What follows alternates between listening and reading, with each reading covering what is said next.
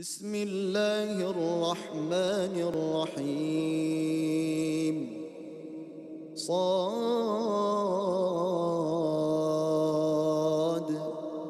والقرآن ذي الذكر بل الذين كفروا في عزة وشقاق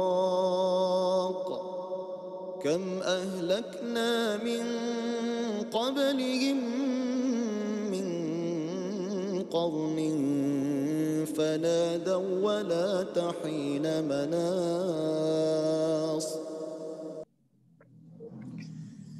Alhamdulillahi haqqa hamdi, alhamdulillahi hamdan katsiran tayyiban mubarakan fi nahmaduhu wa nasta'inuhu wa nastaghfiruhu wa nastahdihi wa natubu ilaih wa la na'budu illa iyyah wa natawakkalu alaih. Allahumma fasalli wa sallim wa barik ala sayyidina wa habibina wa syafi'ina wa maulana Muhammad wa ala alihi wa ala ashabihi wa dzurriyyatihi wa man tabi'ahum bi ihsanin ila yaumil liqa'i rabbi, amma ba'd. Hadratal mukarramin, segenap pimpinan kantor pusat IJP yang kami muliakan, rekan-rekan sekalian, pengurus Masjid Salahuddin dan seluruh jamaah yang berkesempatan hadir untuk menyimak, rahimani wa rahimakumullah. Puji syukur kehadirat Allah Subhanahu wa taala atas limpahan karunia-Nya. Pada siang hari ini Allah menghimpun kita dalam majelis ilmu, meskipun hanya secara daring, secara online, semoga tidak mengurangi semua keutamaan bermajelis ilmu yang bisa kita raih dari sisi Allah Subhanahu wa taala. Mudah-mudahan setiap langkah yang kita tempuh pada hari ini menjadi pemudah jalan kita semua menuju ke surga. Dan semoga duduk kita semua termasuk taman di antara taman-taman surga, tempat Allah mencurah-curahkan rahmat-Nya, menaungkan sayap-sayap malaikatnya, menurunkan sakinah ke dalam hati kita, dan menyebut-nyebut nama kita semua dengan bangga pada makhluk-makhluk mulia yang ada di sisinya. Rekan-rekan yang disayang oleh Allah Subhanahu wa taala, bekerja adalah ibadah. Karena rizki sudah dijamin oleh Allah Subhanahu wa taala. Wa ma min dabbatin fil ardi illa 'alallahi rizquha. Tidak ada yang melata di atas bumi melainkan Allah Subhanahu wa taala menjamin rizkinya. Kata dabbah artinya binatang yang bergerak dengan dada dan kakinya menempel pada tanah. Ini menunjukkan ya dalam bahasa Arab kiasan untuk hewan yang tingkatannya rendah.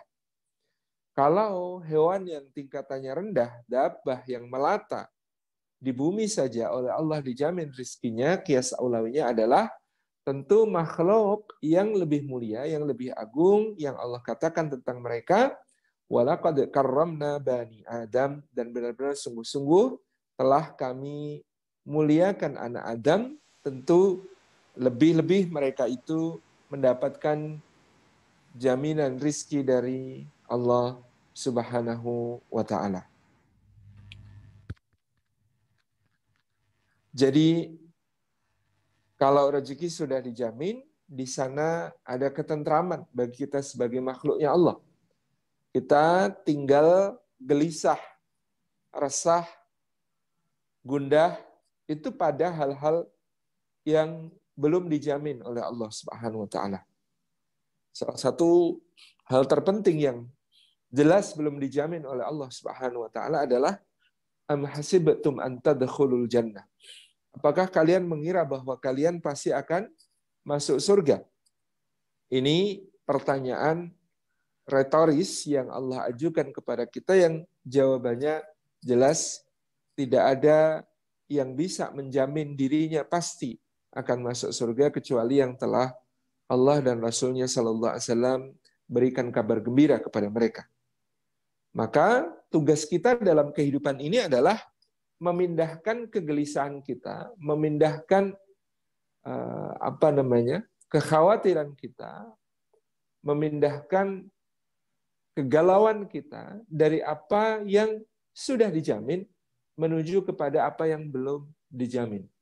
Soal rizki ini meskipun sudah dijamin, tetapi mayoritas manusia yang tinggal di bumi lebih mengkhawatirkan soal rizki daripada soal surga yang belum dijamin. Nah, inilah di antara hikmahnya iman, maslahatnya iman. Iman ini membuat kita jernih melihat persoalan mana yang sudah dijamin sehingga kita tentram, kita tenang, kita tidak perlu khawatir, dan mana yang belum dijamin sehingga kita perlu banyak mempersiapkan diri kita untuk meraih, mengupayakan, memperjuangkan, ya, mendapatkan yang belum dijamin tersebut. Nah, tentang yang sudah dijamin, tentu kita sudah banyak memahami bahwa seperti dikatakan Imam Al-Ghazali rahimahullah ta'ala, kita mungkin tidak tahu di mana rezeki kita. Tetapi rezeki kita bahkan diberitahu oleh Allah di manakah kita supaya dia bisa menemui kita. Kalau dia berada di langit, maka Allah akan perintahkan dia untuk turun ke bumi supaya berjumpa dengan kita. Kalau dia ada di dalam bumi, niscaya Allah akan perintahkan dia untuk muncul ke permukaan supaya bisa berjumpa dengan kita. Dan kalau dia berada di dalam lautan, niscaya Allah perintahkan dia untuk timbul untuk bisa berjumpa dengan kita. Ini hakikat yang luar biasa, di mana banyak yang mengira kesulitan mendapat rizki, tetapi justru rizkilah yang melewati perjalanan yang lebih jauh, upaya yang lebih dahsyat untuk bisa menemui kita. Kita hanya berjalan dari ruang kerja ke ruang makan, dari ruang tidur ke ruang makan, paling dari tempat kita ke restoran atau rumah makan. Itu yang kita lakukan. Tetapi bayangkan bahwa beras yang kita makan sebagai nasi barangkali telah menempuh perjalanan yang sangat jauh, ditanam di negeri yang jauh oleh orang-orang yang tidak kita kenal. Katakanlah dari Vietnam. Kita juga tidak tahu bagaimana mereka merawatnya, bagaimana mereka menyiangi, bagaimana mereka kemudian memupuk. Ya, kita tidak terlibat sama sekali. Allah gerakkan mereka sampai kemudian dipanen dan kemudian dikeringkan, lalu digiling, lalu dikemas, lalu diangkut. Semuanya untuk sampai kepada kita melalui perjalanan yang sangat jauh. Baru nasinya. Bagaimana dengan ikannya? Di samudera mana dia hidup selama ini? Siapa yang menggerakkannya untuk nyangkut di jaring para nelayan? Siapa yang kemudian menggerakkan nelayan itu untuk menjualnya ke pasar? Bergerak dari satu orang ke orang yang lain sampai ke tempat di mana kita menikmatinya. Bagaimana dengan tempenya? Dan kedelainya ditanam bukan di negeri kita tercinta, tapi di Amerika. Oleh petani-petani yang kita tidak kenal, berkulit berbeda dengan kita, berbahasa berbeda dengan kita, sampai dia diangkut melintasi samudra berpekan-pekan lamanya untuk tiba lalu diolah menjadi makanan kebanggaan kita. Bagaimana dengan sambalnya? Bagaimana dengan garamnya? Bagaimana dengan sayurnya? Di mana ditumbuhkan? Dari hujan yang mana dia mendapatkan kehidupan? Karena tentu bahkan air minum kita pun berasal dari uap air yang kita tidak tahu diuapkan di permukaan bumi sebelah mana, di daratan ataukah di perairan. Naik ke atas sampai ke atmosfer, terkondensasi menjadi awan-awan, tertiup oleh angin, terbawa ke pegunungan, perbedaan suhu dan tekanan udara, yang kemudian membuatnya turun menjadi hujan. Hujan yang dengan kuasa Allah Subhanahu wa taala ternyata tidak langsung menyentuh permukaan bumi, tetapi cobalah tengok ya, dahan dan ranting pohon dan kebun basah semua turun ke bawah, masuk ke dalam pori-pori tanah, mengalir di celah-celahnya, masuk ke sela-sela bebatuan sampai kemudian memancar sebagai mata air dan kemudian dimasukkan ke dalam botol oleh sebuah perusahaan, lalu dengan distribusi jaringannya yang luar biasa sampai kepada kita untuk dinikmati. Tabarakar Rahman. Allah memberikan kepada kita rizki dengan cara yang sangat dahsyat. Seandainya kita mau tafakkur, Seperti tafakurnya orang yang minum kopi, penggemar kopi yang kemudian dia harus tahu kopinya varietas apa, tumbuh di ketinggian berapa meter di atas permukaan laut, berapa garis lintang dan garis bujurnya, ya. Kemudian berapa curah hujan per tahun, berapa umur pohonnya, ya, berapa umur ketika dipanen biji kopinya, bagaimana biji kopi diperlakukan, apakah dengan natural process ataukah full wash ataukah semi wash gitu ya. Bagaimana kemudian dia disortir, dia dikeringkan, dia disangrai, seperti apa profil sangrainya, apakah dengan light, apakah dengan light to medium, apakah dengan medium, ataukah medium to dark, ataukah dark, apakah pakai mazhab French rose, ataukah Italian rose, gitu ya.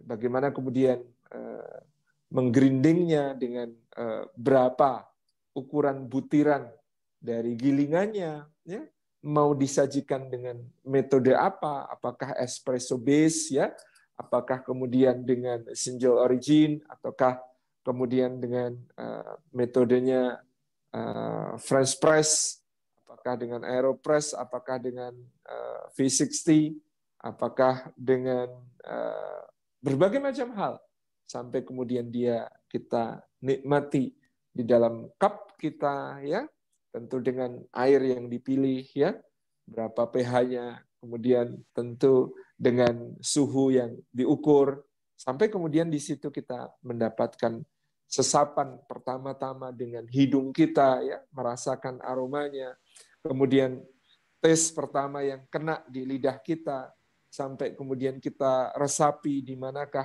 manisnya, di manakah asamnya, di manakah pahitnya, di manakah aroma-aroma yang kemudian muncul, apakah ada kesan seperti bunga gitu ya, apakah ada kesan seperti sitrus, seperti jeruk, apakah ada kesan fruity, ada aroma buah-buahan, apakah ada kesan spicy seperti rempah masuk juga di situ, cengkeh misalnya, ataukah ada kesan nutty, ya, seperti kacang, apakah kemudian ada kesan karamelnya, apakah ada, dan lain sebagainya. Tabarakallah Rahman, sampai kita kemudian bisa mengatakan tentang aftertaste, apa yang kemudian muncul kesan di dalam mulut kita, kita edarkan dia ke seluruh bagian, baru kita teguk. Masya Allah, Tabarakallah Rahman.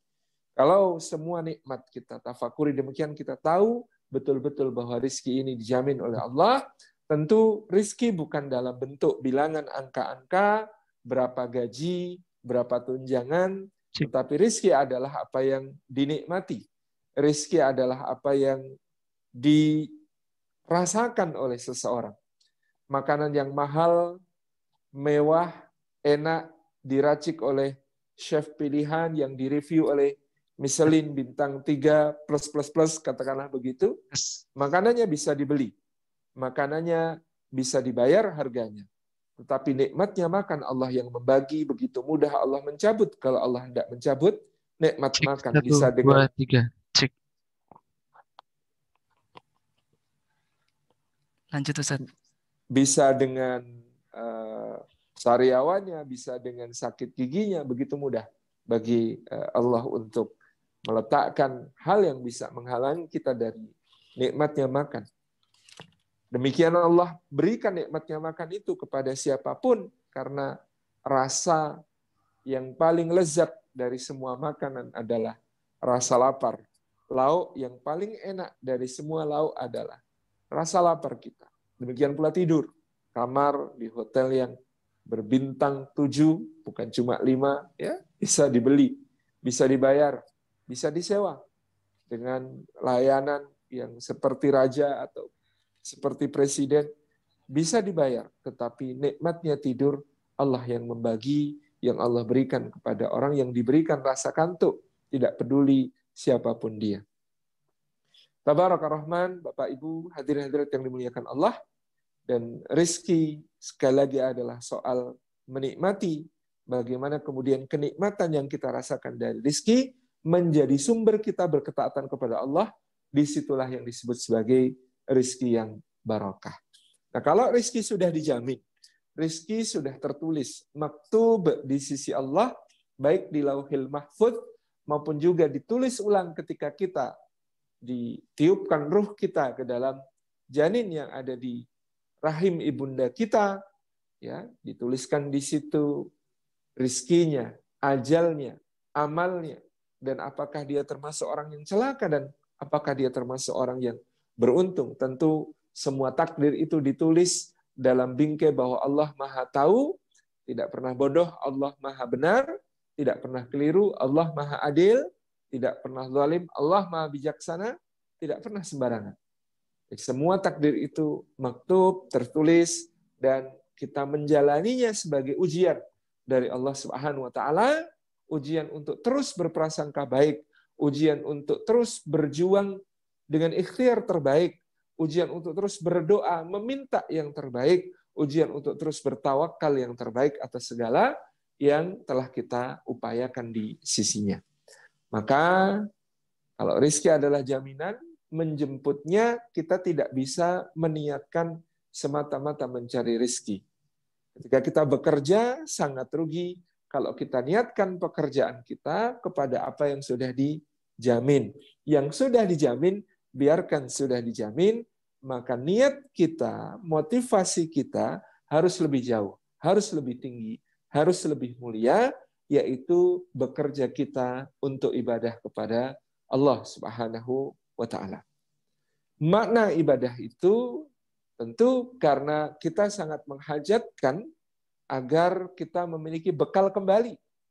Sering saya katakan, rumus termudah kita hidup di dunia adalah memperbanyak bekal, mempersedikit beban, menambah orang-orang yang bisa menjadi teman pembela kita di pengadilan Allah, dan mengurangi seminimal mungkin orang yang akan menjadi musuh, penggugat, yang akan membuat kita diperberat urusannya di hadapan Allah. Jadi, ya, memperbanyak bekal, mempersedikit beban, memperbanyak teman pembela, mempersedikit musuh penggugat. Itu kunci kita dalam menjalani kehidupan kita di dunia. Dan bekerja itu adalah ibadah kepada Allah sebagai tambahan bekal kita kelak. Karena dalam bekerja, yakni menggunakan seluruh potensi yang diberikan Allah kepada kita untuk beribadah ini, dalam niat ibadah ini, pertama-tama terdapat nilai syukur. Dalam firman Allah Subhanahu wa taala kepada keluarga Nabi Daud alaihi salam, Allah mengatakan, "I'mal ala Daud syukran wa qalilan min ibadiyas syakur." Bekerjalah wahai keluarga Daud dalam rangka bersyukur kepadaku, karena sedikit sekali di antara hamba-hambaku yang pandai bersyukur. Kita bekerja karena ibadah. Ibadah itu punya makna bersyukur. Diberikan mata, digunakan untuk bekerja di jalan Allah. Diberi telinga, diberi lisan, diberi tangan, diberi kaki, diberi otak, diberi hati, diberi tenaga. Semuanya adalah karena kita ingin bersyukur kepada Allah, maka kita gunakan hal-hal itu untuk bekerja. I'mal ala Daud syukran. Bekerjalah wahai keluarga Daud untuk bersyukur, wa qalilan min ibadiyas syakur, sedikit sekali di antara hambaku yang pandai bersyukur. Makna ibadah itu juga, hadirin hadirat yang dimuliakan Allah, adalah untuk menggugurkan dosa-dosa kita. Satu hadis dari Nabi SAW, Imam An-Nawawi menyebut meskipun dalam sanadnya terdapat kekurangan, artinya dia tidak mencapai derajat sahih, tetapi dia menjadi fadail. Dia menjadi pelecut semangat kita dalam berkeutamaan. Salah satunya dalam keutamaan bekerja adalah bahwasanya disampaikan ada dosa-dosa yang tidak bisa digugurkan dengan salat, dengan puasa, dengan sedekah, dengan istighfar. Tetapi dia digugurkan oleh Allah Subhanahu wa taala dengan kelelahan badan bekerja karena Allah.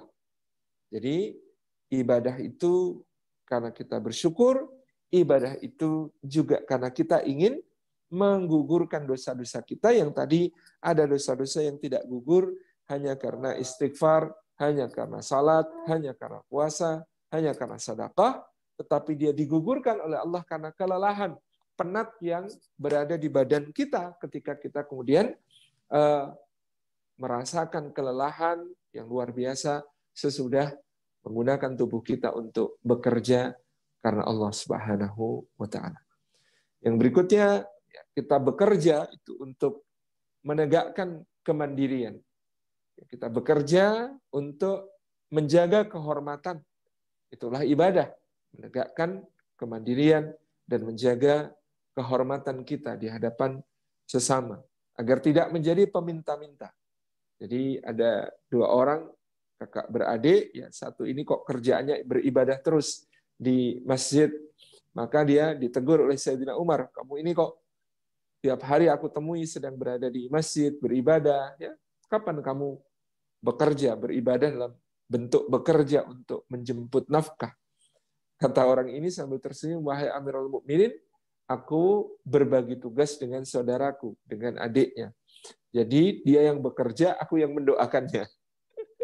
Kata Sayyidina Umar, sungguhnya demi Allah, ya saudaramu itu lebih ahli ibadah gitu ya daripada dirimu. Jadi orang yang bekerja karena Allah itu bisa menjadi ahli ibadah, yang lebih ahli ibadah daripada orang yang pekerjaannya adalah beribadah di masjid seperti yang tadi ditegur oleh Sayyidina Umar bin Khattab radhiyallahu anhu.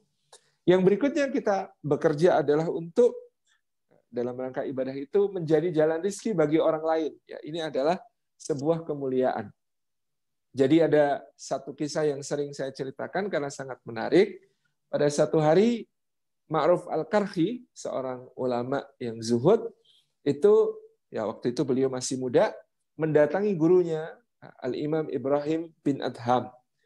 Ibrahim bin Adham juga seorang ulama terkemuka yang sangat zuhud pada masanya. Meskipun beliau adalah seorang putra raja, seorang pangeran, tapi memilih meninggalkan ya, segala kemewahan untuk banyak berkhidmah kepada para fakir miskin dan kemudian juga banyak beribadah kepada Allah. Jadi Ma'ruf mengatakan kepada gurunya, guru sekarang aku sudah tahu bahwa rezeki kita ini dijamin sama Allah. Jadi kita tidak perlu khawatir tentang rezeki. Nah, makanya aku mulai sekarang akan fokus hanya beribadah saja. Tidak perlu bekerja, karena rizkiku pasti akan datang. Kalau sudah tertulis sebagai rizkiku. Imam Ibrahim bin Adham mengernyit kemudian tersenyum dan berkata, dari mana kamu dapat kesimpulan seperti itu? Kalau rezeki sudah dijamin, maka tidak perlu bekerja karena rezeki pasti akan datang sehingga mau fokus ibadah saja. Dari mana kamu dapat kesimpulan semacam itu? Kata Ma'ruf Al-Karhi, aku tadi dari sebuah perjalanan ketika ke sini, di tengah jalan aku melihat seekor burung. Burung ini patah sayapnya. Dia tidak punya lagi kekuatan untuk terbang. Dia pasrah, ya. Dia terbaring, tergolek lemah, tidak bisa ngapa-ngapain. Aku pikir ajalnya akan segera tiba. Dia akan segera mati. Tapi ternyata tidak lama kemudian aku melihat seekor burung lain terbang, datang, ya, dia burung yang sehat, sayapnya semuanya sehat, lengkap. Burung ini datang membawa makanan yang kemudian disuapkan kepada burung yang sayapnya patah ini. Nah, ternyata bahkan burung yang sayapnya patah, kalau sudah tertulis rizkinya di sisi Allah, meskipun dia tidak bisa ngapa-ngapain, rizki itu datang sendiri. Wahai guru, luar biasa bukan? Menarik jawabannya Imam Ibrahim bin Adham. Pertanyaannya adalah, kenapa kau bercita-cita menjadi burung yang sayapnya patah? Kenapa kamu tidak bercita-cita untuk menjadi burung yang sayapnya utuh, yang kemudian bisa membantu saudaranya, menolong saudaranya, bahkan menyambung kehidupan saudaranya dengan menghantarkan rizki dari Allah untuknya? Iya, itu adalah rizki burung yang telah patah sayapnya tersebut. Tetapi orang atau burung yang menghantarkan rizki itu kepadanya tentu akan mendapatkan kebaikan di sisi Allah. Kita pun demikian, jadi kita bekerja, kalau kita niatkan untuk menjadi jalan rizki bagi sesama, yang kemudian mungkin punya kelemahan, punya kekurangan, ya, maka kita kemudian akan mendapatkan pahala yang sangat besar dari sisi Allah Subhanahu wa Ta'ala. Jadi ini maknanya. Nah, rekan-rekan yang disayang oleh Allah Subhanahu wa Ta'ala, jadi bekerja itu ibadah, karena kerja itu syukur, bekerja itu ibadah, karena kerja itu menghapus dosa, bekerja itu ibadah karena bekerja itu menegakkan kemandirian dan melindungi kehormatan kita, bekerja itu ibadah karena kita hendak menjadi jalan rizki bagi banyak orang yang dengan begitu kita mendapatkan ganti balasan yang berlimpah ruah, yang sangat besar dari Allah. Dan itulah juga makna ibadah. Nah, kalau dia ibadah, maka bekerja itu seperti tema yang dibahas pada hari ini, ibadah itu yang pertama itqan, yang kedua ihsan, yang ketiga ikhlas. Itqan kalau ibadah mahdhah maknanya adalah ittiba kepada sunnah-sunnah Nabi SAW. Itu disebut sebagai itqan di dalam ibadah mahdhah.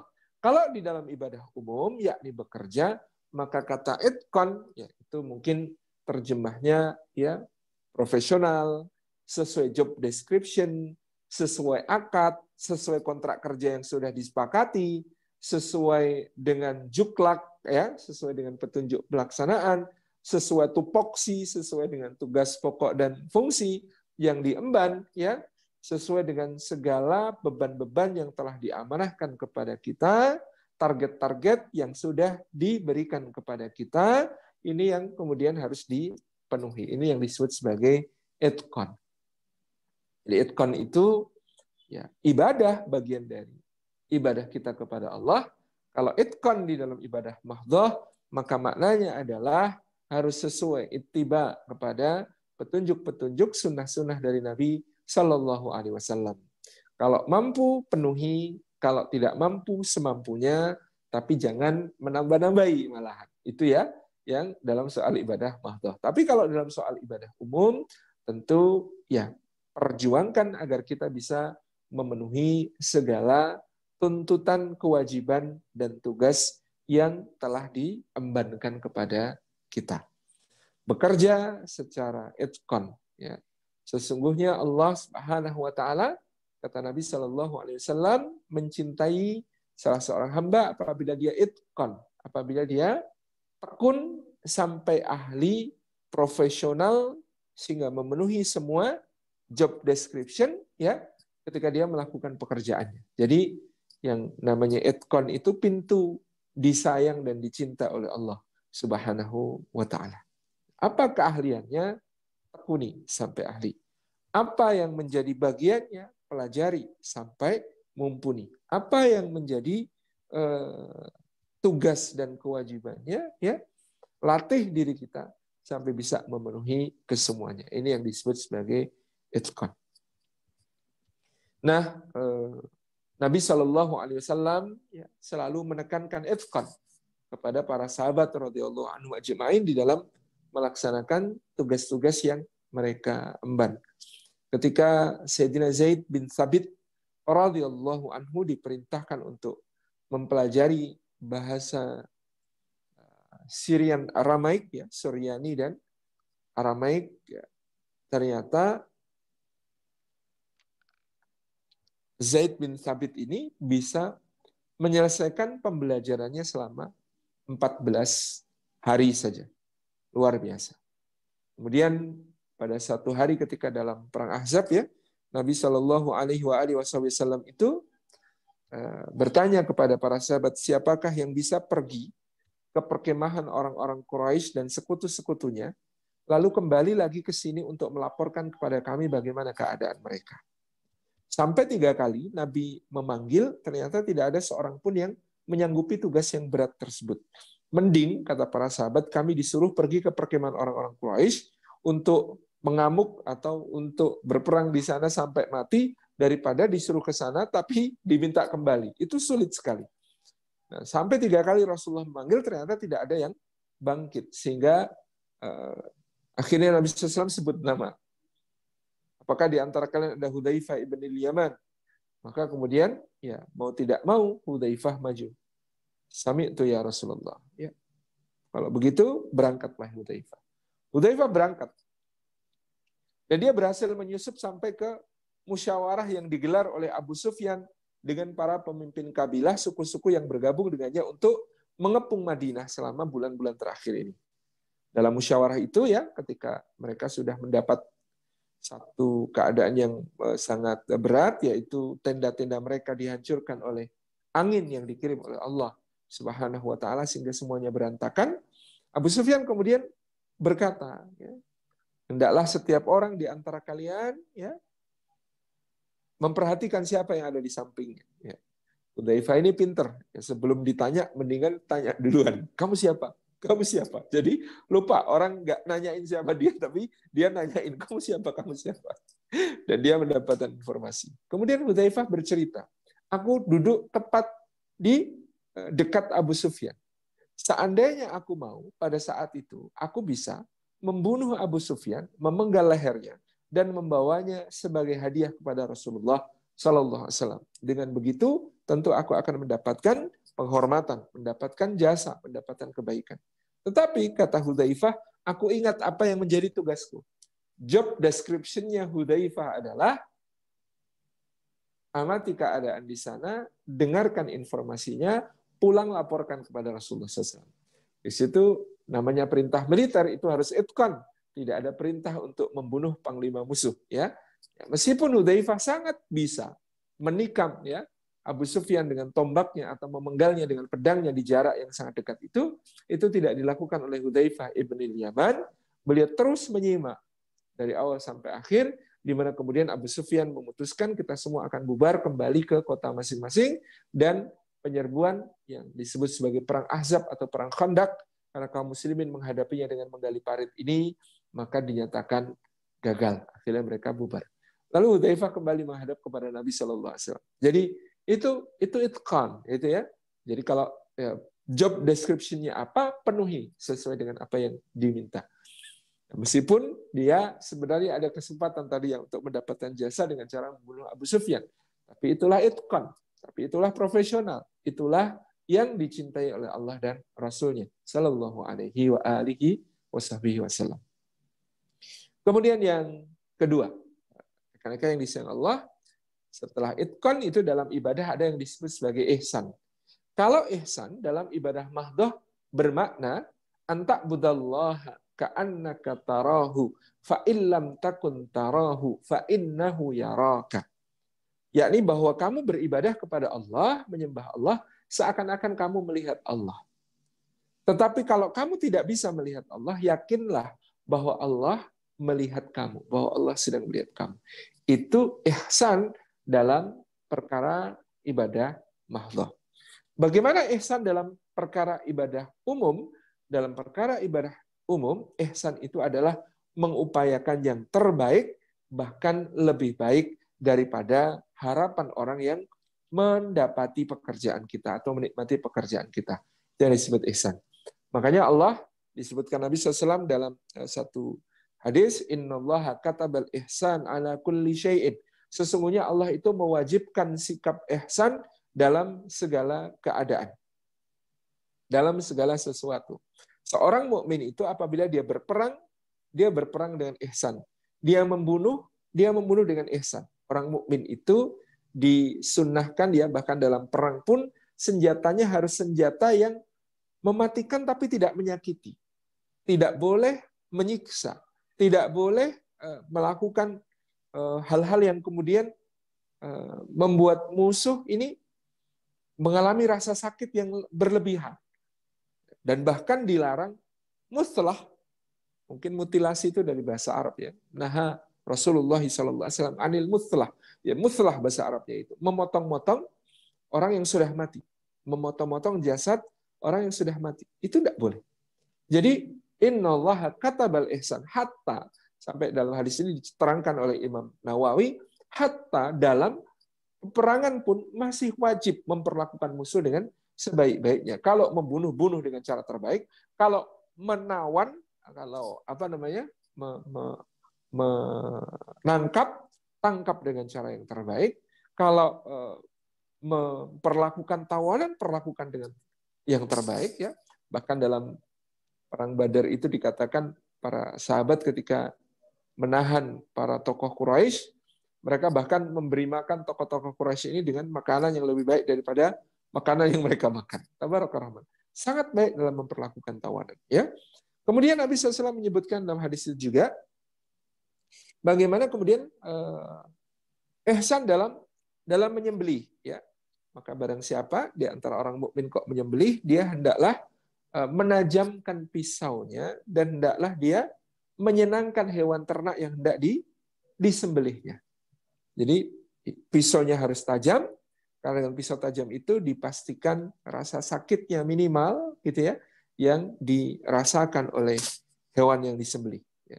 Jadi sampai di Jerman ada penelitian oleh Profesor Smith dan Profesor Holtz, ya, dijelaskan oleh guru kami Dr. Nanung Danardono, salah satu auditor di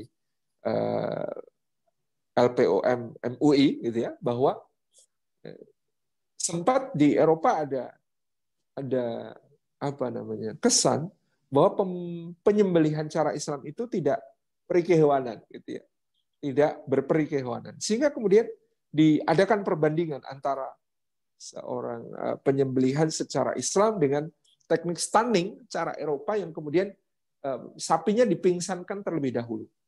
Nah, sampai dihubungkan antara otak, ya, lobus yang merespon rasa sakit itu dengan elektroencephalograf, dan kemudian jantung, ya, itu dihubungkan dengan elektrokardiograf untuk memantau kalau dibandingkan antara sapi yang satu dengan sapi yang satu lagi, yang satu cara Islam, yang satu cara stunning ini, manakah yang lebih merasakan sakit dan manakah yang akan menghasilkan daging yang lebih sehat.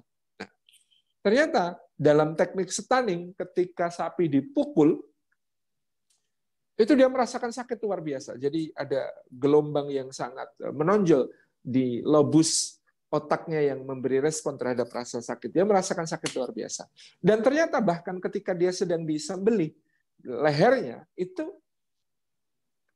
di situ ada gelombang yang lebih tinggi lagi dalam merespon rasa sakit itu. Artinya ketika dipingsankan dia bukan tidak merasakan sakit, justru dia tetap merasakan sakit yang luar biasa. Bedanya adalah ketika dipingsankan, maka elektrokardiograf merekam aktivitas jantungnya menurun. Dan karena aktivitas jantung ini menurun, ketika disembelih, maka kemudian darah yang keluar ini sedikit. Inilah daging yang dihasilkan dari proses stunning.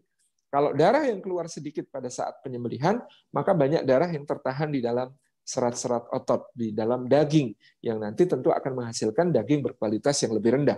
Tapi coba perhatikan bagaimana sistem Islam. Ketika kemudian sapi disembelih dengan cara Islam, dia tidak di-stunning, tidak dipukul, tidak dipingsankan, maka kemudian ketika pertama kali pisau yang sangat tajam ini mengiris 3 saluran, ada respon yang sangat melonjak. Bukan di elektroencephalograf, bukan di pemantau lobus otak yang merespon rasa sakit, tapi di jantung.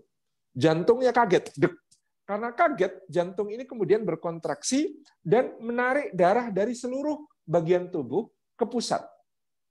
Tepat pada saat pembuluh darahnya putus, maka kemudian ya pembuluh nadi utama yang ada di leher itu, karena jantung sudah narik darah dari berbagai bagian tubuh ngumpul, maka kemudian di situ dia darah menemukan jalan keluar dan tekanan tinggi, shock, jadi keluar darah yang sangat banyak. Sementara aktivitas di elektroencephalograf normal, ternyata sapi ini tidak merasakan sakit ketika penyembelihan cara Islam, tetapi dia hanya merasakan kaget. Kaget dengan sakit itu kan beda.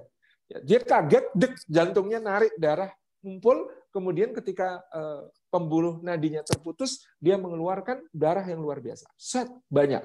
Sehingga daging yang dihasilkan pun adalah high quality meat, daging yang berkualitas tinggi, karena kemudian dia bersih, ya, proporsi atau persentase darah yang ada di dalamnya jauh lebih rendah daripada daging dari sapi yang disembelih dengan cara stunning atau cara dipingsankan tadi. Jadi Masya Allah ya, Islam ini kalau membuat sunnah, aturan dirumuskan oleh Rasulullah SAW dari hikmah yang telah diajarkan Allah kepadanya adalah the best, selalu yang terbaik, termasuk dalam ihsan tadi. Nah, ihsan dalam bekerja secara makna umum berarti adalah ya melakukan pekerjaan itu semaksimal potensi yang ada pada kita, juga bahkan kalau bisa memberikan added value, memberikan nilai tambah pada pekerjaan yang kita miliki itu. Saya punya kenalan seorang dokter di Kabupaten Kulon Progo yang dia kalau sebulan sekali itu harus sampai opnam karena kelelahan, karena banyaknya pasien. Kenapa kok dia bisa punya banyak pasien ya dulu waktu praktek umum itu ya? Karena Masya Allah ya, ada keramahan luar biasa, ada adab yang sangat tinggi dia tunjukkan. Dia itu berusaha menghafal nama pasiennya, menyapa dengan namanya, tahu daerah tempat tinggalnya, ya, menanyakan kabar orang-orang dari daerah tempat tinggalnya, ya, hubungan dengan keluarga, dengan siapa saja yang ada di sana, luar biasa, akrab, dekat. Tuh, sampai dikatakan ya beliau Allah yafadu namanya Dr. Agus itu. Ya, sampai orang itu kalaupun tidak sakit pengen sakit supaya bisa ketemu Pak Dokter. Saking luar biasanya bagaimana perlakuan beliau itu menjadi antitesis dari kesan orang zaman dulu ya tentang dokter yang mungkin dianggap galak, dianggap serem, dianggap menakutkan, tapi beliau menghadirkan pribadi yang punya ihsan, added value, memperlakukan orang dengan akhlak dan dengan adab yang luar biasa. Nah, ini added value. Teman-teman mungkin bekerja di bidang masing-masing, apa nilai tambah yang bisa diberikan? Ya, saya di Kementerian Keuangan ada beberapa teman yang added value-nya adalah mereka adalah tukang dokumentasi yang keren, karena pintar fotografi, gitu ya. Jadi berbagai kegiatan mereka bisa memberikan added value berupa hasil-hasil dokumentasi fotografi berkualitas tinggi, ya, dengan sense of art-nya juga sangat dapat dan lain sebagainya. Ini tentu adalah sebuah added value dan lain sebagainya. Kemampuan untuk mempresentasikan pekerjaan itu juga added value. Bagaimana kemudian dia bekerja dengan baik? Yes, itu itqan. Tapi bagaimana dia mempresentasikan hasil kerjanya dengan baik? Itu added value. Meskipun jangan sampai salah kaprah, ada orang yang tidak itqan tapi berusaha menambah added value. Pintar presentasi tapi kerjaan nggak beres. Ini juga salah, gitu ya. Itqan jelas, tapi kemudian dia bisa memberikan added value. Saya ingat satu cerita yang sangat menarik ya di Amerika Serikat. Ini mungkin bukan dari seorang muslim, tetapi yang namanya hikmah itu kan milik mukmin yang hilang dimanapun dia menemukannya, dia boleh mengambilnya, gitu ya. Dia yang paling berhak mengambilnya. Jadi ada sepasang suami istri ya berkendara suatu malam di negara bagian Illinois, ya, di dekat Chicago, tapi sudah keluar kota agak jauh. Di malam itu diramalkan badai akan datang dan kemudian ya suara gemuruh dan cuaca sudah sangat tidak bersahabat. Nah, kedua suami istri ini kemudian membelokkan mobilnya ke sebuah motel kecil ya di pinggiran ya letaknya. Kemudian ketika masuk ya resepsionisnya ramah sekali. Bapak, Ibu, mohon maaf, apa yang bisa saya bantu? Selamat datang di motel kami yang sederhana. Pak Ibu itu mengatakan, kami lihat badai di luar akan segera datang, nak. Bisa nggak kami sewa satu kamar di motel ini? Karena ya kami masih harus melanjutkan perjalanan, tapi mau tidak mau, karena kondisi seperti ini, kami harus istirahat dulu. Resepsionis ini mengatakan dengan sangat ramah, Bapak, Ibu, saya mohon maaf sebesar-besarnya, karena di motel kami, kamar yang bisa disewa, ini sudah habis terbooking semua, dan semua tamu juga sudah datang untuk menempati kamar yang mereka booking. Mohon maaf, saya tidak bisa memberikan kamar yang disewakan kepada Bapak Ibu. Tapi tentu, jelas saya tidak mungkin membiarkan Bapak Ibu keluar lagi ya di tengah cuaca seperti ini, dan saya pun belum yakin akan ada motel lain yang masih tersedia kamarnya dalam jarak 10, 20, 30 km dari sini. Jadi Bapak Ibu, mohon maaf, saya menawarkan dan memohon Bapak Ibu berkenan, saya di motel ini punya kamar yang disediakan untuk saya. Ya, ini kamar saya sebagai pegawai di sini. Tapi memang karena pemilik motel ini sangat percaya kepada saya, kamar itu dipercayakan kepada saya akan siapkan kamar itu untuk Bapak Ibu, ya, meskipun hanya sederhana, saya akan siapkan semuanya bersih untuk Bapak Ibu, dan saya akan siapkan minuman hangat dan beberapa makanan kecil untuk Bapak Ibu di sana. Silahkan tunggu sebentar, mudah-mudahan Bapak Ibu berkenan. Loh, nah, saya harus sewa itu kamar itu. Enggak, Bapak Ibu tidak boleh menyewa karena kamar ini memang kamar jatah saya. Loh, kamu nanti beristirahat di mana? Tenang Bapak Ibu, saya malam ini akan tetap bertugas. Saya khawatir nanti tetap akan ada orang yang kemudian dalam keadaan badai seperti ini juga mencari penginapan, dan saya sudah membuat list nomor telepon dari penginapan-penginapan yang lain yang bisa saya hubungi, sehingga nanti kalau ada orang yang ke sini saya akan minta untuk bisa mendapatkan penginapan di tempat mereka. Kalaupun tidak dapat kamar yang disewa, bisa seperti saya menggunakan kamar milik karyawan. Tapi silahkan Bapak Ibu tunggu sebentar, mohon berkenan, mari. Dan suami istri itu malam itu ya tidur di kamar si anak muda ini, karena anak muda ini berjaga di resepsionis sepanjang malam karena keadaan yang badai di luar, dia khawatir ada orang yang perlu pertolongan. Pagi harinya ketika pamit ya, suami istri itu meninggalkan kartu nama. Satu saat kamu perlu cerita-cerita kepada kami tentang pengalaman kamu bekerja, hubungi kami. Dan aku minta nomor telepon motel ini dan juga kamu ya. Akhirnya kemudian ya, bertukar nomor. Beberapa tahun kemudian, ya, Masya Allah, ya, diceritakan ternyata resepsionis yang baik ini setelah kemudian diangkat jadi manajer, dia resign, dia ingin memperbaiki nasibnya untuk mengadu nasib ke kota. Ternyata ya, berita tentang dia sudah resign dari motel tempatnya bekerja sampai ke bapak suami istri ini tadi, karena dia sering menghubungi motel tersebut menanyakan kabarnya. Ya, begitu diketahui sudah resign, dia telepon. Nah, ingat kami? Iya, Bapak Ibu yang dulu menginap di motel saya, di kamar saya. Betul. Nah, kamu katanya mau merantau ya? Iya, Bapak. Mohon doanya. Ya. Tapi mau nggak kalau ke New York? Kenapa dengan New York? Saya dan istri tinggal di New York sekarang. Kamu tolong ke tempat kami punya penginapan sederhana. Kalau kamu berkenan, kami ingin sekali kamu yang jadi manajernya, dan kamu yang bisa menerapkan standar pelayanan seperti yang kamu lakukan ketika menolong kami dulu. Oh baik Pak, saya akan ke New York. Akhirnya diberi alamat, datang, begitu sampai di alamat dia heran. Ini gedung tinggi amat gitu ya. Gedung tinggi, dan di situ ada tulisan Waldorf Astoria, ya, grup hotel internasional yang sangat terkemuka, dan ternyata si bapak tua ini adalah pemilik jaringan hotel Waldorf Astoria tadi. Dia ketemu di lantai sekian, kemudian ternyata dia diangkat untuk menjadi CEO Waldorf Astoria seluruh dunia. Bukan cuma untuk hotel yang ada di New York itu, tapi untuk jaringan hotelnya di seluruh dunia. Itu jadi ihsan itu tidak pernah kemudian akan menjadi kerugian bagi kita kalau kita berani memberi added value kepada apa yang menjadi pekerjaan kita. Saya ditulis identitas pekerjaan saya adalah penulis. Ya. Tapi saya mencoba memberikan added value saya sebagai seorang penulis adalah saya penulis yang bisa menceritakan buku saya dengan berbicara kepada umum. Seperti ini saya sedang cerita buku Lapis-Lapis Keberkahan misalnya gitu ya. Ini adalah cara memberikan salah satu bagian dari added value yang ihsan yang ingin kita hadirkan. Kemudian terakhir bahwa selain itqan dan ihsan ada yang disebut sebagai ikhlas.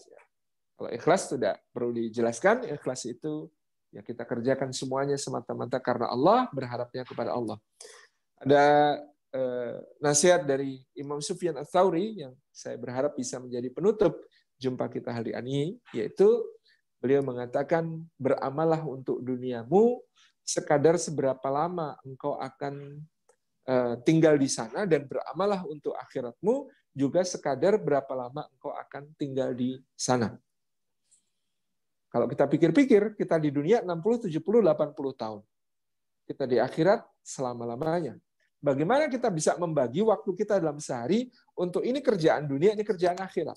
Tidak bisa. Maka nasihat Imam Sufyan Ats-Tsauri ini dilaksanakan bukan dengan cara membagi waktu berapa untuk dunia, berapa untuk akhirat. Tapi dilaksanakan dengan cara meniatkan semuanya untuk akhirat, karena siapa yang meniatkan semuanya untuk akhirat, pasti dunia akan makmum, pasti dunia akan ikut. Kata orang Jawa, tuku sapi oleh tali, tuku tali ora oleh sapi. Siapa yang membeli sapi pasti dapat tali, karena untuk menghubungkan dia dengan sapinya itu harus ada tali. Tapi siapa yang membeli tali, dia nggak mungkin dapat bonus sapi. Ya, ada toko besi yang ada program promo, beli tali dapat sapi, itu nggak ada, gitu ya. Tapi kalau beli sapi pasti dapat tali. Beli meniatkan untuk akhirat, dunia akan didapat, tapi meniatkan dunia, akhirat tidak akan didapat. Sama dengan menanam padi, ya akan ikut rumput tumbuh. Tetapi kalau menanam rumput, ya tidak ada program padi ya menjadi bonus dari penanaman rumput, itu tidak ada. Gitu. Jadi ini yang kita perlu senantiasa ingat ya. Siapa meniatkan untuk akhirat dia dapat dunia juga, tapi meniatkan untuk dunia dia tidak akan mendapatkan akhiratnya. Demikian yang dapat kita sampaikan. Jazakumullah khairan. Wassalamualaikum warahmatullahi wabarakatuh.